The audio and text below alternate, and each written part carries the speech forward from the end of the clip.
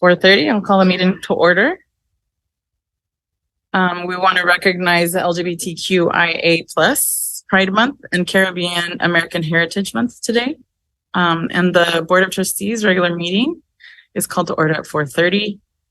We welcome members of the public. Instruction on making public comment are posted in item 1 on the agenda. We will ask at each item if there is public comment. Catherine, could you please do the roll call?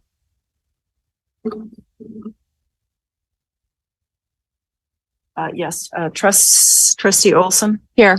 Trustee Iverson. Here. Trustee Dodd is absent tonight. Trustee Kishinev. Here. Trustee Rios. Here. Trustee Baker. Here. Student trustee Alejandra Martinez will show up at 5:30 at open session, and Trustee DeLuna. Present. And today we'd like to start with our land acknowledgement. Oh, sorry, Pledge of Allegiance. Dr. G, would you please lead us?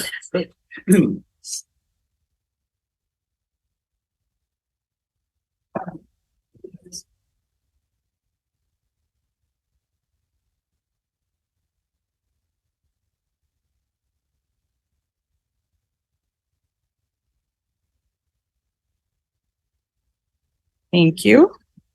So the land acknowledgement. As we gather today, it is important to acknowledge that Napa Valley College and the surrounding Napa Valley sit on the unceded traditional, ancestral, and contemporary homelands of the Miwok Patwin, who are composed of the 3 federally recognized tribes, the Kahil-Dehe Band of Winton Indians of the Calusa Indian Community, the Klitsel-Dehe Band of Winton Indians, and the Yocha-Dehe Winton Nation, and Wapo, including the Mishawal Wapo, also known as the Onatsathis peoples. As part of Napa Valley College's mission of preparing students for evolving roles in a diverse, dynamic, and interdependent world, and in accordance with the college's values of honesty, integrity, inclusivity, and respect for others, we make this acknowledgement. We also affirm that this acknowledgement is insufficient. It does not undo the harm that has been and continues to be perpetrated against Indigenous people, the land, and water. May we hold steady in our commitment to be in solidarity and in action to seek equity and justice with the Miwok, Patwin, and Wapo peoples. Next item, adoption of the agenda. Are there any changes to the agenda? No. If not, then the agenda is adopted by consensus. And at this time, the board will devote a total of up to 15 minutes to hear comments regarding closed session agenda items. Individual comments will be limited to 3 minutes. Catherine, is there public comment? No, we don't. And at this time, we will move into closed session covering item 4.1, public employment, 4.2, public employee performance evaluation, and we will return at about 5:30. 5:36. And announcements from closed session. The Board of Trustees approved the following appointments to a full-time temporary at-will classified administrative assignment in closed session unanimously. Maivo as acting director, financial aid from May 19th, 2023 through November 30th, 2023, or until the position is filled on a regular basis, whichever occurs first. Acting director salary will be based on the administrative confidential salary schedule range 17, step B, plus longevity increments 1 and 2. Ms. Vo will also receive a monthly stipend of 10% of administrative confidential salary schedule range 15, step C, plus longevity increments 1 and 2 for retaining assistant director financial aid duties. The salary and the stipend will be prorated for any partial month of service. And item number 6, public comment. And this public comment opportunity is governed by the California Brown Act. By definition, this is an opportunity to hear concerns, perspectives, and differing vantage points. The board is not able, under the Brown Act, to engage in any level of conversation or discussion, but we look forward to this opportunity to gather community input. At this time, the board will devote up to 15 minutes to review comment to the Board of Trustees regarding any subject not appearing as an agenda item for this meeting, but over which the board has jurisdiction. And no action or discussion will occur at this time on such items, and each comment shall last no longer than 3 minutes. And I have a public comment card, but I'm going to read this. Okay, and I will read a written public comment letter we received. And this is good evening, Board of Trustees, President Powell, Napa Valley College community. My name is Amanda Badgett, and I'm writing tonight as a member of the faculty here at Napa Valley College and as the current program coordinator of visual arts. I wish to acknowledge the considerable contributions of my faculty colleague, Eric Shearer, who is formally separating from Napa Valley College to serve as Vice President of Instruction at Butte College. I could focus on the many roles he has had at our college, from faculty in studio arts to curriculum chair, learning outcomes assessment coordinator, division chair, academic senate president, and first VP, co-author of the accreditation report, writer of many local regulations and processes, as well as vice president, superintendent of academic affairs. But I think what is really worth highlighting is Eric's love of what we do here at community colleges. Eric is a learner. Eric began as a student at Napa Valley College and would for years rhapsodize about classes with professors Melody Seymour, John Charlesworth, and Sharon Gawke. He would turn as an instructor in drawing and painting and continue his fascination with learning by engaging students in the larger conceptual world of mark making and visual storytelling. But his love of learning took him beyond the classroom and into the world of curriculum, which underwent seismic changes in the 2000s. With learning outcomes assessment, changes in repeatability, and the development of associate degrees for transfer, this would be followed a few years later by AB 705 and guided pathways. It went something like this. Eric would get some intel that big changes were afoot, go to the source, the Chancellor's Office, State Academic Senate, or the League, learn everything there was about the proposed changes, and then bring it back to us at Napa Valley College. For many faculty, I may count myself among them. Every change spurred some eye rolling. Just let us teach. But not Eric. He would frame the issues clearly, lay out the next steps concisely, and work with the eye rollers and the heel draggers to implement changes in the most effective way for our students. Because Eric understood what change is inherent in all things, especially the community college system. And while he admitted not every mandate was well considered or launched flawlessly, he could dig out of a thorny bureaucratic process and language the core values of a given initiative and deliver them to us in a way that respected faculty expertise. He was our scout, our interlocutor, our translator, our legalese, and I can tell you we will miss him. I wish Eric the best in his new role at Butte College. And as long as you remain in the system, Eric, learning opportunities will abound. Did someone say AB 928? Thank you. And that was from Amanda Badgett. And then we have Mr. Eric Shearer. Like to come up for public comment. Hey, good evening. I wish we would have done this in opposite order. That was a little much. So I was trying to just come in here quietly tonight and just say thank you to the Board of Trustees. So my name is Eric Shearer. I've sat up here at the table with many of you over the years. So on the consent agenda tonight is my resignation letter. So you guys will be accepting that as part of the consent agenda, but it's because I've moved on to Butte College and I'm serving as the Vice President for Instruction now up at that wonderful college up to the north. But I just wanted to thank the board in particular tonight for granting me the 1-year leave of absence this last year. I did an unpaid leave of absence that you granted for me last year. You gave me the opportunity to do this. I moved into the position as an interim over the last year up at Butte College because you were willing to let me go on this unpaid leave. And I just wanted to thank you guys for that. And for the several of you that are on the board that also hired me the first time around as vice president, I wanted to thank all of you for that. To Raphael, Kyle, Jennifer. Thank you for showing that faith in me back in the day. I'll miss all of you. And I've already got AB 928 wired, just so you guys know. We've got it all figured out. We have the plan for the state at Butte College, so we'll let you know when we're ready to pass that along, Priscilla. But thank you to everyone. I just wanted to take a moment just to acknowledge that and to thank all of you for everything over the years. It's been a good 23 years now here at Napa Valley College. So I'm sure I'll darken your doorsteps again here very soon. So thank you. Thank you.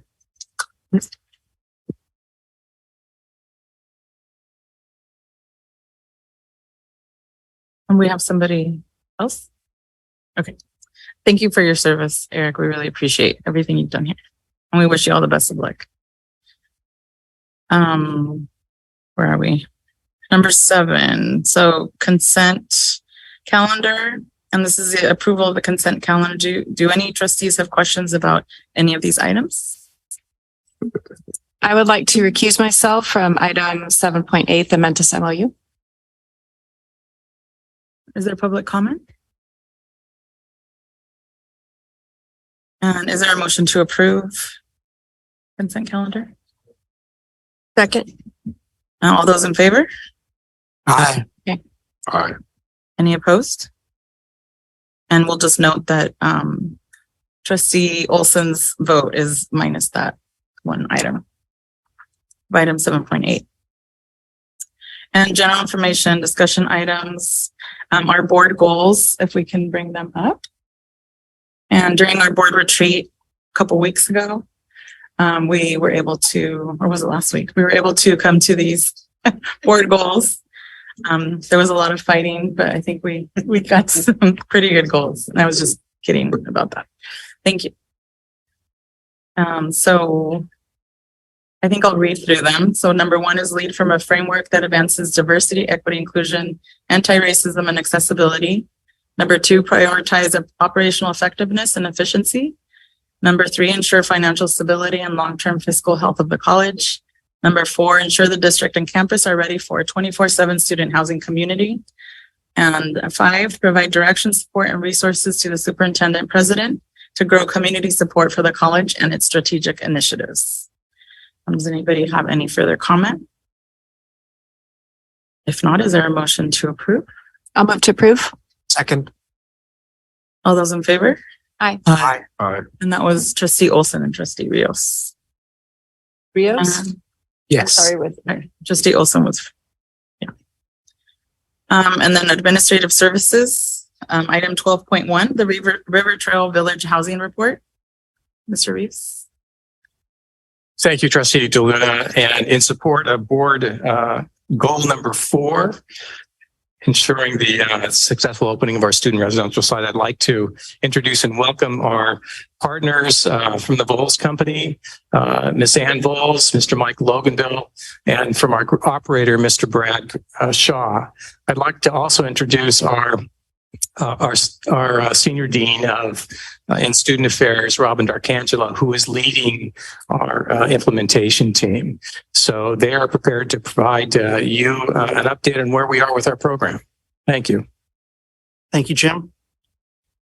Trustees, President Powell, great to see everyone. So I think this is the first time I've been in front of you. You probably recognize my colleague, Ann, who over the last 5 years, even though we've both been on campus, she's been the one reporting out and keeping you all updated.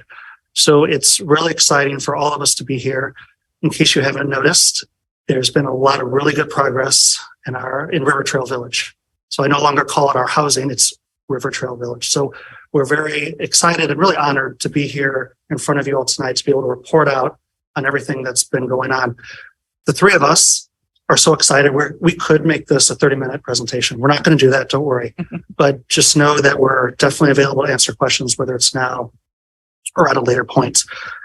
So if I didn't introduce myself, I'm Mike Loganville, and as Jim said, with Voles Company. And I'm going to introduce the project, or introduce kind of how the next 10, 15 minutes is going to go. Ann is going to talk about the background to the project. You shouldn't be hearing anything for the first time, but just to get you in the right frame of mind and remind you all kind of where we've been. I'm going to talk about construction, and then Brad from Graystar is going to talk about operations and really what the transition to a 24/7 campus, what that means and what that entails. So with that, if you can advance the next slide, and we'll go one more and one more. Here we go. Thank you, Catherine. So it's great to be back and see all the familiar faces and really appreciate the continued support of the board and obviously President Powell, leadership, Jim Reyes, obviously, of course, Robin. So as you see in the bottom right is 2019, and you've heard these before, our strategic objectives really about quality, affordable student housing. Now it's quality, affordable River Trail Village. So what's also too is to foster engagement on the campus. There was a lot of talk about that, and we heard about this, and engage with our community and those connections to the community. So those were established 4 years ago, and they hold true in every meeting that we have. And you'll hear more about the engagement that is going on as we continue to progress River Trail Village to a successful opening, more importantly, to ongoing operations for years to come. So there is a timeline, but I think we all know it. And I'll just say too today, my first time on campus here was in 2017. I was kind of interested what Napa Valley College was thinking about for student housing. So you drive along the bridge. I think I have, okay, it's telling me to go right. There's probably a college here. Oh, there it is. Today, I drove over that bridge. My gosh, thank goodness I kept my eyes on the road because it's here. It's coming. It has such a really great presence. I went over across the street and worked over there for a little while. You walk out and there's your housing. And it's going to have a wonderful signage to really represent those board goals. It represents that. This is not just housing for 500 some students each year. This represents what what Napa Valley College is about and really advances the objectives for your campus as a whole. So where we are today, we are, of course, 2023. I do want to thank the board for their continued support and for us to be able to serve as your project manager while we bring this through to a successful opening and operations. So pleased to be here with Graystar, your property manager. I've known Graystar for years and just really pleased and how they are just have embraced River Trail Village as certainly it's their own. But all of us know it's not our own. This is Napa Valley College student housing. We are so pleased the integration through Robin's leadership with a very strong implementation team. There are, if you want to go, Catherine, if it advances, great. It's like 3 slides maybe down and one more and one more. So typical collaboration is, first of all, too, is we talked a lot about this. And I think my last time here was June of last year, on time, on budget. Very important. So there are weekly meetings with the owner, the architect, the contractor in the field. You have monthly inspections taking place by Jones Lang LaSalle. Let's make sure what you are paying for, you are getting. So there have been weekly, monthly meetings, and really important is, again, this is Napa Valley College in transitioning to that 24/7 campus. So through Robin's leadership, this team and this whole responsibility matrix, it's so dynamic. You all are so well prepared for where you are. Brad earlier from Graystar said, wow, we already have social media posts. He said that's even sooner than most schools. So, and that's what creates successful student housing. The engagement, our faculty, our staff, your director of athletics. I mean, they are essentially our leasing agents as well, and really connecting with those students. So it's a lot of work. Everyone is protecting the interests of the long-term outcomes of your student housing, those strategic objectives. If you go to the next slide. But what are we bringing along? And one thing too is, I mean, the plans have not changed. We all worked very closely. You saw several progress diagrams as we went through planning and programming and design. And here is what we're seeing. And it's going to be wonderful. And of course, now it's becoming much more real. Go to the next slide. And it responds to the market study that, gosh, Mike, you and I were doing focus groups in 2018 or 19 here. Is we noticed that there was a variety of your students, that you have a variety of students at Napa Valley College. Certainly not a homogeneous group. So we wanted to make sure that we had housing that provided access to all. So that's why, too, the building on the far right, closest to the entrance to campus, is our traditional residence hall. As we progress to the more middle building, that is the apartments. Both of those are geared towards our single students. And the building to the far left is our students with families. We go to the next slide. And just really responding more to what I was just sharing is we have a variety of units. We have a variety of rents. Brad and the team will get in. We're trying everything we can, of course, as we always have, to bring them down as low as we can. You all received a grant. Gosh, Catherine, you were doing marketing materials. Jim, you were writing materials. I mean, it was a lot of work. We had all of the board support. And sure enough, just about a year ago, It was just thrilling. So that will lower the rents even more. We didn't, of course, have to put the cost of that grant. Wall Street believed in us into the project financing. So it's just going to be incredible what this will do for the students. You go to the final slide. I'm going to turn it over to Mike and he's going to talk about what we're building. Great. Thank you, Anne. So let's go to the next slide. So it's pretty hard to believe less than 9 months ago, this was us. I think many of you, if not all of you, were out there and it was just dirt. There was nothing except us and some gold shovels. And then next slide. And then this picture is actually already outdated because this is from last week. So we've already made progress just in the last 5 or 6 days. But going from right to left, the traditional residence hall on the right, the roof was recently completed in the last 2 weeks, but the framing, as you can see, is completely finished. The building one to the left, the apartment style, the roof is going to be completed in the next 2 weeks. But again, the framing on floors 1 through 4 are completed.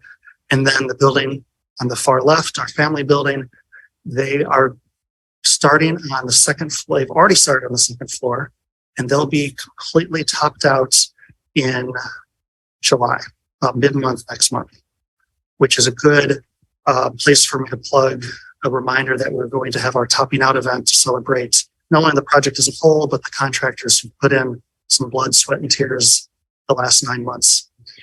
Also want to reference that if a really cool feature that the Martin Group and our contractor CBG has put in place is a time-lapse video. So if you go, you could either go to the website or just Google River Trail Village, NVC, and you're able to go and actually see real time what's being built, or you can see a very interesting time lapse that goes back 9 months. Next slide.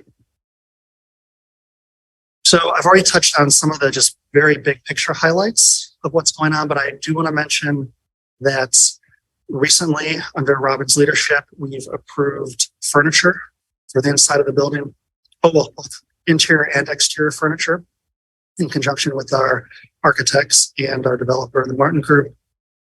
We are starting to work with the arts department to think about how can we bring community or campus art into the building in the form of murals. So this is something that the Martin Group has budgeted for and something we're very excited about, just finding ways to engage artists and potentially even future residents to be involved. Next slide, please. So I want to briefly mention the box week. This is something that's one of the many things that the Martin Group as our developer has done that has really impressed us, where they've brought us out, us being our team here and represent other representatives from the college, to look at the units and look at the spaces as they're building them and just give us one more opportunity before drywall starts going in, the plumbing, the other systems, electrical, et cetera, go in to say, are you sure this is the layout? You know, we're getting to the point of no return. Not that it maybe would cost something to make changes now, but definitely starting next week, once we start doing these other things, there's no going back. So, and we found some, nothing major, but we definitely found some good things, I call it, that we're able to course correct as part of the process. Next slide. So Anne talked about it earlier, about our role in really supporting and advocating for and protecting the college in this project. So I want to talk briefly about other entities who are also serving in that role of really protecting and making sure that everything that we've agreed to and we've talked about, starting with the strategic objectives and our things we've agreed to on our design meetings and during the documenting the design, making sure that at the end of the day, when we have our ribbon cutting, that we're getting everything we think we're getting. So who are all these people? Well, of course, we have the college. We have Robin, as Anne mentioned, as our fearless leader, helping make sure that we know what the college is thinking. We have Jim and Dr. Powell, who are involved when they need to be. And if there are key decisions or questions or other critical things, we definitely bring them in.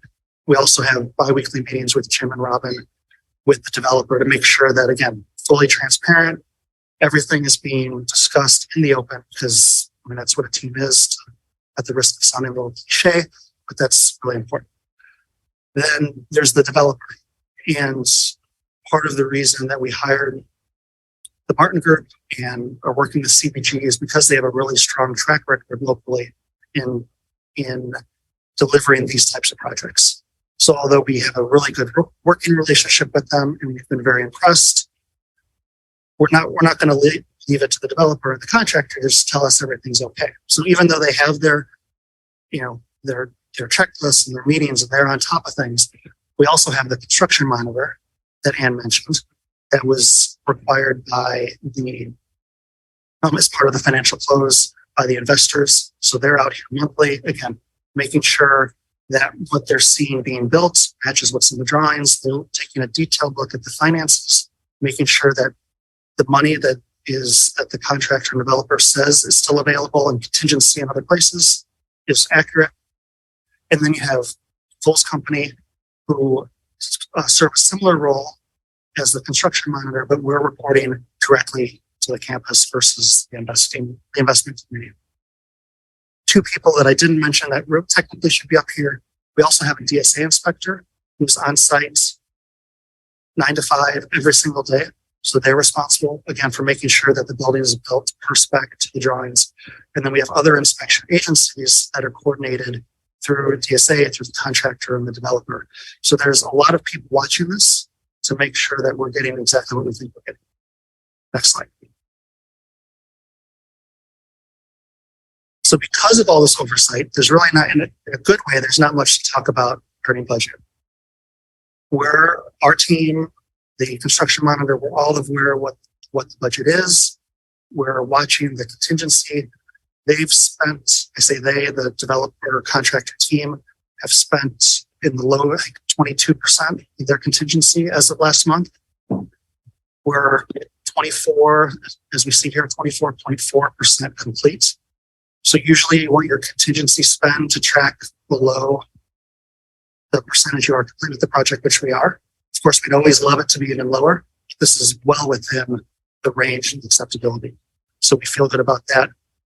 And one of the reasons we'd be watching these contingency dollars and costs on any project, but one of the reasons it's especially important here is if you go to the next slide, where we talk about schedule. The hope is that if we do good tracking the money up front, some of this money can be used to accelerate schedule if we need to later down the road. So just put that off to the side for a second and let's talk schedule. So on the right side of the slide, there's some milestones. I don't need to read those for you, but it's interesting to track where we are. As part of our agreement with the Martin Group, there are contractual obligations that they have to deliver the 3 buildings by certain dates. So going from right to left, if you can picture that site plan, July 1st for the traditional res hall, August 12th for the middle building, the apartment style, and then September 12th for the family building. So that's what they're contractually obligated to. Now, as you all know, we had a lot of rain this winter. So even despite the rain that we had, and there were many, many days where they just could not work, right? Because the ground was too wet, too sloppy. So even despite all that, the Martin Group feels they are not only on track to meet those contractual obligations, but are on track to meet our target schedule, which is to have all 3 buildings open, if not in July, in early August. Now, there's still a lot of time, so there's still some things to work through before they're willing to absolutely commit to that, but it's feeling very good. I want to point out a few important considerations related to schedule. Of course, opening is important, but it's especially important, and I think I'm stating the obvious, but with student housing, because you have students signing license agreements, a contractual agreement for a certain date where they're expecting to have housing, we need to be open on those dates. So there's points in times we're working through with the Martin Group on what those and Grace are. We're working out exactly when those thresholds are, where we have to absolutely pick a date because we need to start putting that into the agreements that Brad is going to talk about in a little bit. So that lease up and the student move-in, that's because it's student housing, is even more important. I mentioned acceleration and the Martin Group. Let me go back just a second with the rain days. They would have been a lot worse if it weren't for some of the pre-work the Martin Group did to minimize that. So I just want to state that because there are other sites in the area where I know they weren't as fortunate as we were. But with acceleration, they have some really good ideas on how to use some of this contingency money to further accelerate to make sure that we meet our end of July, early August date for all three buildings. But they're also cognizant of not just spending money to speed things up. It has to make sense, right? It has to be critical path items. So if you speed up this, it allows the whole schedule to start to condense and shorten up. Risks, generally speaking, schedule. There's just so much around schedule. There's weather. Hopefully there's no other kind of catastrophic things that happen in the next year and a half. But there are things that absolutely are not in our control. So all we can do is just plan for the worst and make sure to have contingency plans. There is one supply chain issue that I know the Martin Group and CBG, the contractors, looking through, and that's a switchgear. Each building has its own switchgear, which is basically it's part of the electrical system of the project. So the good news is that every day we hear an update, things are actually moving in the right direction. Sometimes, I feel like you get updates on things and it keeps getting worse and worse. So here, as we've talked more and more about it, they're coming up with creative ways. They're on the phone to suppliers. So that's getting better. But that's just something I just put up here because it's something we're watching very closely. Next slide, please. And with that, we'll let Brad speak to operations. So those of you that aren't familiar with Greystar, we are the largest property management company in the country. We have 3 business lines: student, active adult, and conventional or multifamily. We have a total of 23 on-campus projects totaling 25,000 beds. In addition to Napa Valley, we also have on-campus projects at Sacramento State, Berkeley, and we're developing graduate housing at Hastings. And then we have a number of off-campus projects at many of the University of California schools throughout the state. In total, we do business with and have partnered with over 80 colleges and universities and currently have 80,000 beds under management. Next slide, please. So the most important thing I want to leave you with regarding the operations team is knowing that there are many stakeholders involved with this project that are working together. And this includes not only Greystar, but President Powell, Jim, and Robin, the implementation team, which oh my gosh, I actually totally forget. Anne mentioned. And then we're also talking with other schools within the system, specifically Santa Rosa and Orange Coast, talking about their experiences and learning from their successes and learning from their mistakes. And then also the Vols Company, which we've been working with for quite some time.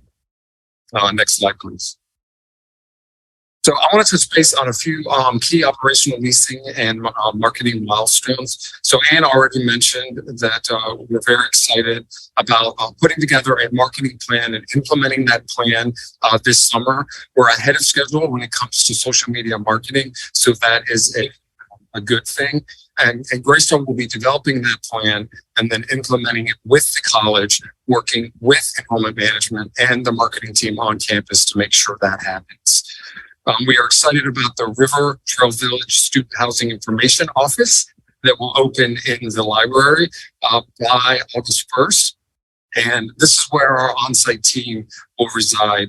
And really the purpose of this space is to provide a one-stop shop for students related to River Trail Village to be able to answer their questions and really go through and address any concerns they may have. We will also highlight the project's finishes, furniture, floor plans, and amenity spaces. We'll have lots of images and samples of furniture that students can look at and ask questions about. And from here, we will manage the application and the license agreement process.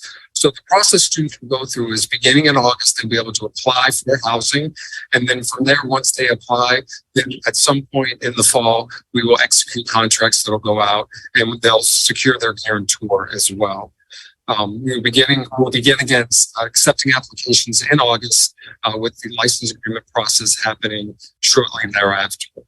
And then beginning in the fall, the on-site team worked very closely with the college to develop a residential curriculum, which is sort of the residence life plan. And so our staffing, we have one person that will be responsible for the residential curriculum, and who will be a live-in staff member and live in the project. Next slide, please.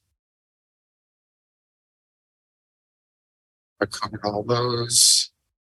I believe so. In terms of staffing, we will have a director of housing. We are currently, sorry, I'm losing my train of thought. We are currently looking at applications and reviewing them. And then once we identify certain candidates, we will refer them to the college to review, and then we'll make hires and have that person starting on or about August 1st. We also hire a leasing and marketing manager who will work with the college to make sure that we are leasing and marketing to students appropriately. The residence director is the live-in position, and that's going to be a very important one. Again, that's the individual that we manage in the residential life program. We will have a service team made up of service supervisor and 2 techs who will manage maintenance requests and other issues involving the project. And then most important and exciting is we'll be creating 10 additional leadership opportunities for students, 6 RAs, and 4 community assistants who will work in the apartment buildings. Turn it back over to Mo. If I just asked if I could sum it up. And first and foremost, hopefully, as you've heard us talk and as you've been reminded of the project, it's you get the sense that it does completely align with the strategic objectives that we set way back when 5 years ago. And that we have in fact used those as our North Star, as we say, to make sure as we've had to make decisions, keep going back and why are we doing this? Who's this for? So that's important.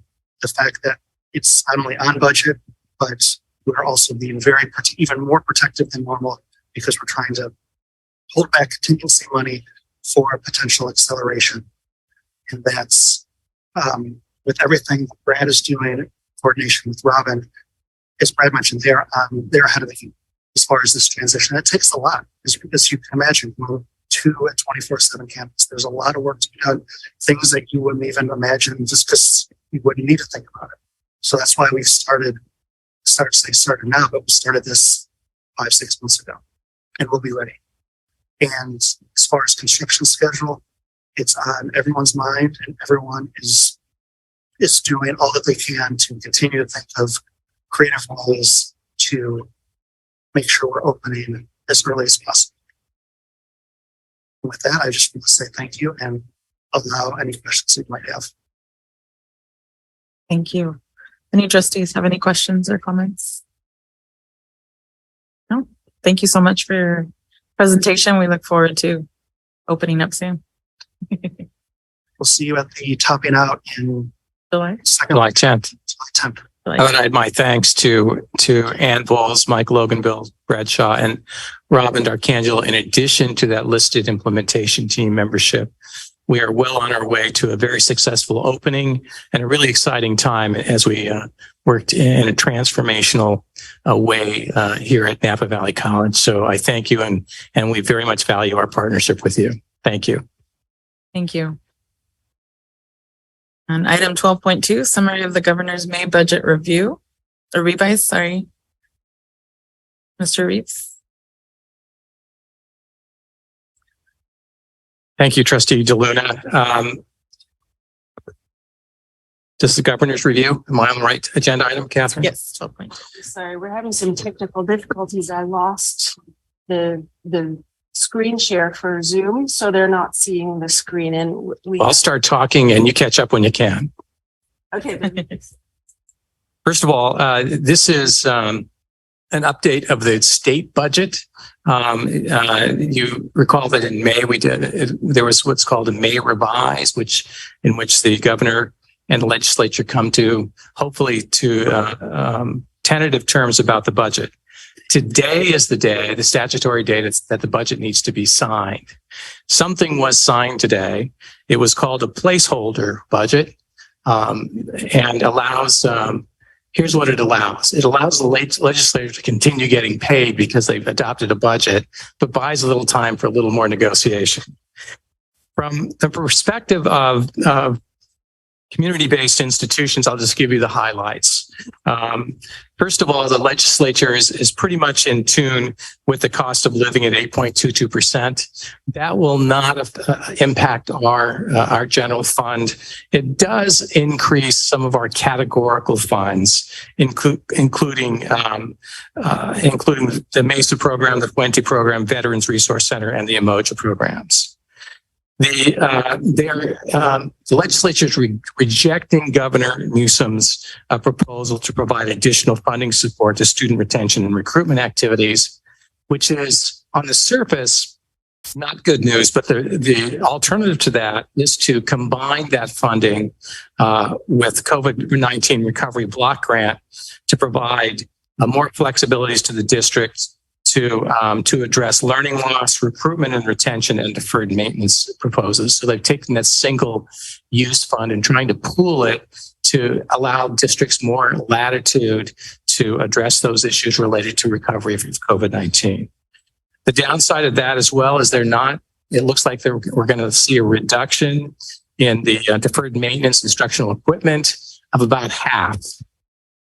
You may recall that Napa Valley College was in line to receive about $6.2 million, of which we committed about $1 million to instructional equipment and about $4 million to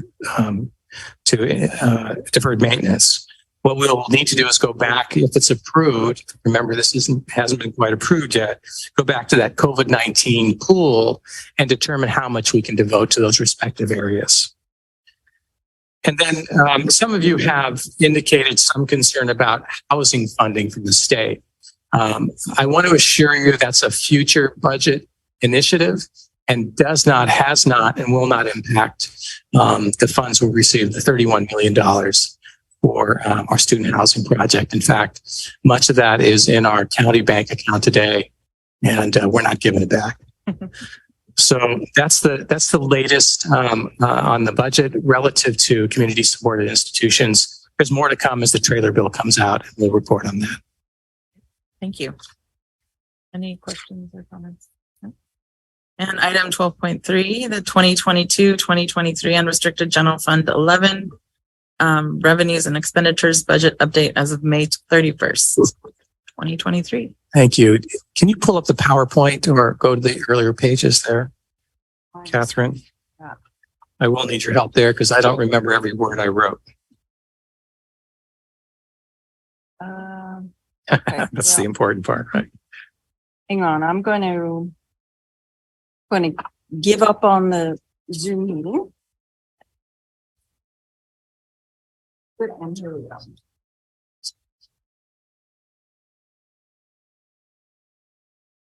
That where you want to be, Jen?